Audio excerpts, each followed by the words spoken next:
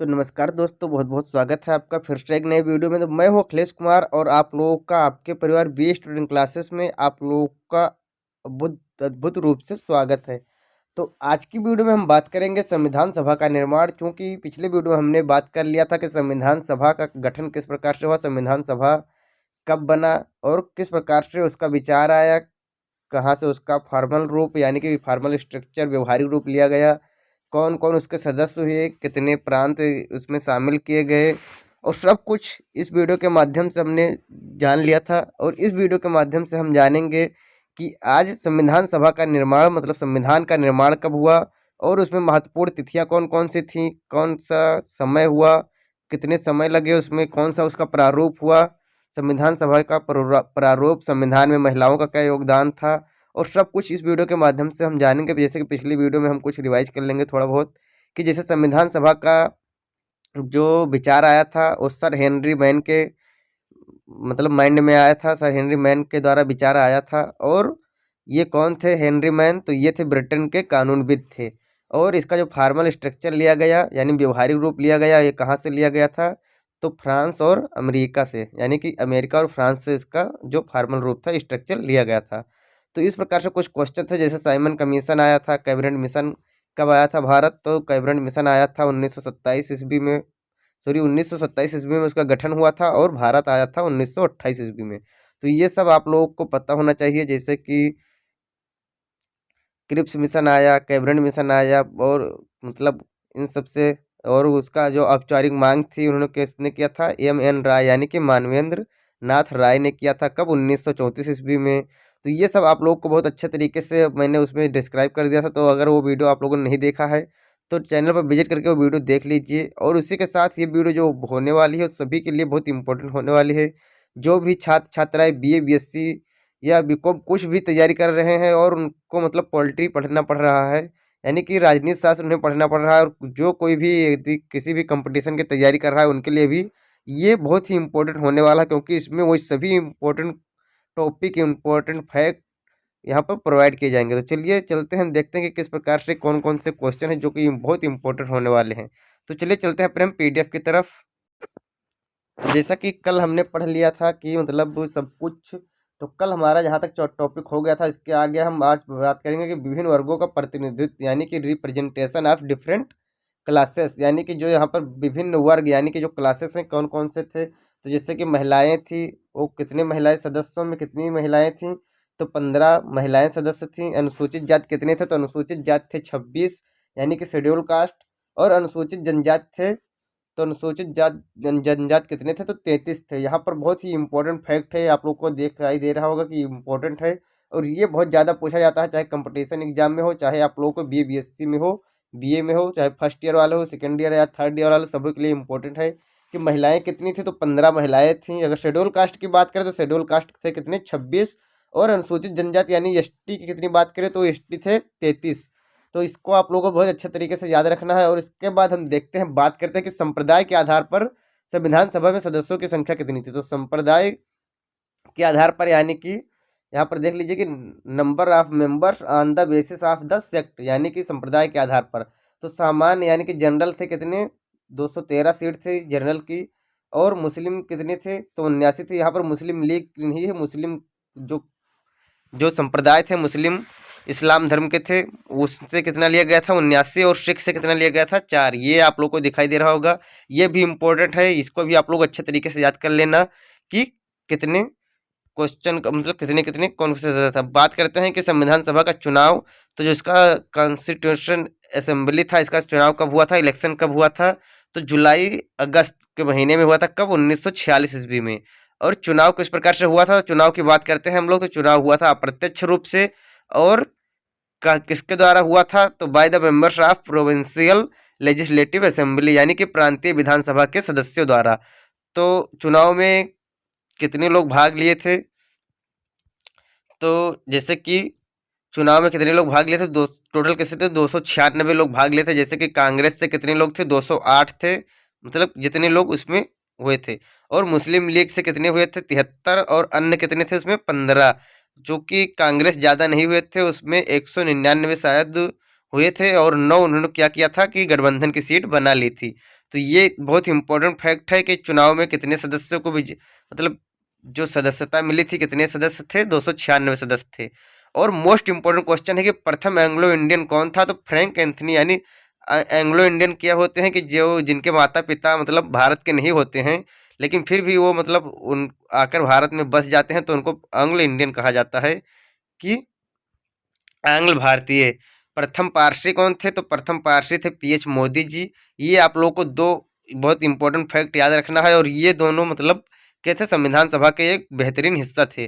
फिर क्या संविधान सभा में किसका मतलब क्या रोल रहा, तो डॉक्टर भीमराव अम्बेडकर का क्या रोल रहा इसमें।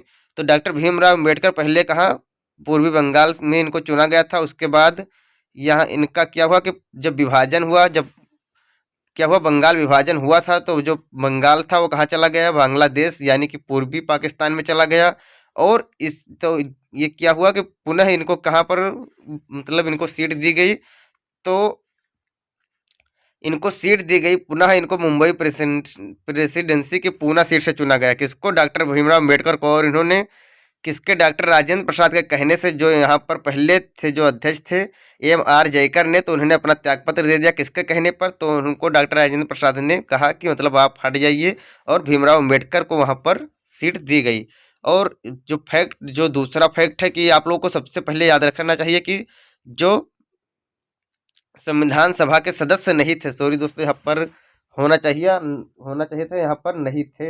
यहाँ पर आप लोग को अच्छे तरीके से याद कर लेना है कि नहीं थे, यहाँ पर याद कर लेना है नहीं थे, क्योंकि महात्मा गांधी और मोहम्मद अली जिन्ना संविधान सभा के सदस्य थे। ये गलत हो गया थोड़ा, संविधान सभा के सदस्य नहीं थे, ये आप लोग को बहुत अच्छे तरीके से याद रखना है। और दूसरा फैक्ट क्या है कि तेज बहादुर संप्रभु एवं जयप्रकाश नारायण ने संविधान सभा की सदस्यता स्वीकार नहीं की। यानी महात्मा गांधी और मोहम्मद अली जिन्ना क्या थे, इन्होंने संविधान सभा के सदस्य, इनको ना बुलाया गया और ना ये उसके सदस्य हुए। और तेज बहादुर संप्रभु और जयप्रकाश नारायण ने क्या हुआ, इनको संविधान सभा का निमंत्रण भेजा गया, लेकिन उन्होंने स्वीकार नहीं किया। तो ये आप लोगों को बहुत अच्छे तरीके से पता होना चाहिए। फिर देखते हैं कि संविधान में महिलाएं कितनी थी और कौन कौन सी महिलाएं कहाँ थी, तो टोटल 15 महिलाएं थीं। और देखते हैं कि कौन कहाँ से था, तो सुचेता कृपलानी कहाँ से थी, यूपी से। विजय लक्ष्मी की बात करें तो विजय लक्ष्मी थी यूपी से। आप लोगों को कितने लोगों को पता था ये सब बातें, तो कमेंट करके जरूर बता देना। और वीडियो अच्छा लग रहा है तो वीडियो को लाइक कर देना। साथ में अगर नए हो चैनल पर तो चैनल को सब्सक्राइब करके बेल नोटिफिकेशन को ऑल पर सेट कर लेना। फिर देखते हैं पूर्णिमा बनर्जी, सॉरी दोस्तों बजरनी लिखा है, लेकिन आप लोगों को बनर्जी यहाँ पर देख लेना है। जो यहाँ पर है ये बनर्जी होगा। तो यहाँ पर पूर्णिमा बनर्जी कहाँ, यूपी से। कमला चौधरी यूपी से। बेगम एजाज रसूल कहाँ से, यूपी से। ये एकमात्र मुस्लिम महिला थी जो संविधान सभा का हिस्सा बनी थी, संविधान सभा सदस्यों की हिस्सा बनी थी। राजकुमारी अमृता कौर कहाँ से थे, मध्य प्रांत, यानी कैबिनेट मिशन में जो कैबिनेट में थी, ये प्रथम महिला थी। सरोजनी नायडू कहाँ से थी, बिहार से थी। हंसा मेहता मुंबई से। जी दुर्गाबाई मद्रास से। दक्षिणाणी वेलापुदन मद्रास से। प्रथम दलित महिला ये थी। आप लोगों को इसको पता होना चाहिए कि जो दक्षिणाली वेलायुधन थी वो मद्रास से थे, प्रथम दलित महिला। ये सब आप लोगों को जो बहुत ही इंपॉर्टेंट है, ये सब आप लोग को याद रखना है कि एकमात्र मुस्लिम महिला, कैबिनेट में प्रथम महिला, प्रथम दलित महिला। और जो मोस्ट इंपॉर्टेंट क्वेश्चन है ये है, पूछा जाता है कि अम्मू स्वामीनाथन कहाँ से थे। अम्मू स्वामीनाथ ये लेडीज है, लेकिन आप लोगों को बहुत सारे बच्चे कन्फ्यूज हो जाते हैं कि ये पुरुष थे और ये महिलाओं में कहाँ से आ गए हैं। उसके बाद मालती चौधरी उड़ीसा से, जो कि ओडिशा बोला जाता है लेकिन तब उड़ीसा ही था। और ये मद्रास जो तब क्या था कि मतलब तब उसका नाम क्या हुआ, मतलब तब मद्रास हुआ करता था, अब तो चेन्नई हो गया है, मुंबई महाराष्ट्र हो गया है। रेणुका राय कहाँ से थी, बंगाल से। और ललिता राय कहाँ से थी, बंगाल से। एनी मस्करानी कहाँ से थी, ट्रावनकोर से। तो ये थी महिलाएं कुछ जो कि इनका बहुत ही ज़्यादा योगदान रहा। फिर देखते हैं उनके संविधान सभा का जो मेन गठन था, वो निर्माण था, वो कब हुआ। Making of constitution. तो प्रथम बैठक इसमें कब हुई, तो प्रथम बैठक 9 दिसंबर 1946 ईस्वी में कहाँ हुई थी, नई दिल्ली में। यानी कि नई दिल्ली में इसकी प्रथम बैठक हुई 9 दिसंबर 1946 ईस्वी में। जो ये डेट है आप लोगों को बहुत ही अच्छे तरीके से याद होना चाहिए। और अध्यक्ष कौन थे उस समय, तो डॉक्टर सच्चिदानंद सिन्हा थे। और ये क्या थे, अस्थायी अध्यक्ष थे, यानी कि ये मतलब अस्थायी थे, यानी कि परमानेंट नहीं थे, कंपलसरी की ओर बनाए गए थे। और इनको किसके सिफारिश पर बनाया गया था, तो आचार्य जेबी कृपलानी की सिफारिश पर, तो रिकमेंडेशन ऑफ आचार्य जेबी कृपलानी यानी कि उनकी रिकमेंडेशन पर इन्हें बनाया गया था। कुल सदस्य कितने थे? तो कुल सदस्य थे 211 और अब कितने हैं? 556। और सेकंड मीटिंग कब हुई? तो सेकंड मीटिंग आप लोगों को पता होना चाहिए कि सेकंड मीटिंग हुई थी 11 दिसंबर 1946 ईस्वी में। और इस समय इसके चेयरमैन कौन थे? तो इसके अध्यक्ष थे डॉक्टर राजेंद्र प्रसाद। तो ये कौन थे? अस्थाई अध्यक्ष थे, यानी ये परमानेंट चेयरमैन बन गए थे। और उसमें दो उपाध्यक्ष भी थे। दो उपाध्यक्ष कौन कौन थे? डिप्टी चेयरमैन HC मुखर्जी और BT कृष्णमाचारी। तो ये दोनों थे। ये बहुत इंपॉर्टेंट होता है कि जब 11 दिसंबर 1946 की बैठक हुई थी, कहाँ पर हुई थी? नई दिल्ली में। उस समय उसके अध्यक्ष कौन थे? डॉक्टर राजेंद्र प्रसाद। प्रथम बैठक के अध्यक्ष कौन थे? तो डॉक्टर सच्चिदानंद सिन्हा। किसके सिफारिश पर बनाया गया? तो JB कृपलानी की सिफारिश पर बनाया गया, आचार्य JB कृपलानी की सिफारिश पर। कि उसका बैठक कब हुआ, मतलब उसका गठन, मतलब बैठक कब हुई? तो 9 दिसंबर 1946 ईस्वी में। फिर देखते हैं कि जो BN राव थे, ये BN राव क्या था? संवैधानिक सलाहकार माने गए उनको। इनका पूरा नाम क्या था? बेनेगल नरसिंह राव। और ये कॉन्स्टिट्यूशनल एडवाइजर के माने जाते हैं। ये भी क्वेश्चन पूछ लेता है कभी कभी कि संवैधानिक सलाहकार कौन माने जाते हैं? डॉक्टर भीमराव अंबेडकर, महात्मा गांधी, सच्चिदानंद सिन्हा या BN राव। तो आप लोगों को BN राव सेलेक्ट करना है, क्योंकि बहुत ही इंपॉर्टेंट फैक्ट ये भी है। फिर इसका उद्देश्य प्रस्ताव रखा गया, यानी कि ऑब्जेक्टिव रिजोल्यूशन रखा गया। तो क्या हुआ कि सबसे पहले इसको कब रखा गया? 13 दिसंबर 1946 ईस्वी में। किसके द्वारा? पंडित जवाहरलाल नेहरू द्वारा उद्देश्य प्रस्ताव रखा गया। और इसे स्वीकारा कब गया? तो इसे स्वीकृत मिली 22 जनवरी 1947 ईस्वी में संविधान सभा के द्वारा। संविधान सभा के द्वारा इसे स्वीकार कर लिया गया। और इसे कब, कहाँ पर रखा गया? आर्टिकल 8 में रखा गया। यानी संविधान सभा का जो उद्योग प्रस्ताव है, उद्देश्य, इसे आर्टिकल 8 में रखा गया, यानी अनुच्छेद 8 में इसे रखा गया। फिर देखते हैं कि आप लोगों को संविधान सभा का प्रारूप देखने को मिल सकता है, और ये बहुत ही इंपॉर्टेंट है। इससे बहुत ज़्यादा क्वेश्चन पूछे जाते हैं कि जो ड्राफ्ट था कॉन्स्टिट्यूशन का, उसको तैयार किसके द्वारा किया गया? तो जो सलाहकार थे, एडवाइजर थे, BN राव यानी बेनेगल नाथ राव, इनके द्वारा इसको तैयार किया गया। पेश कब किया गया? 18 मतलब अक्टूबर 1947 ईस्वी में। और कुल अनुच्छेद इसमें कितने थे? तो कुल अनुच्छेद इसमें थे 243, यानी कि तो 243 आर्टिकल थे इसमें।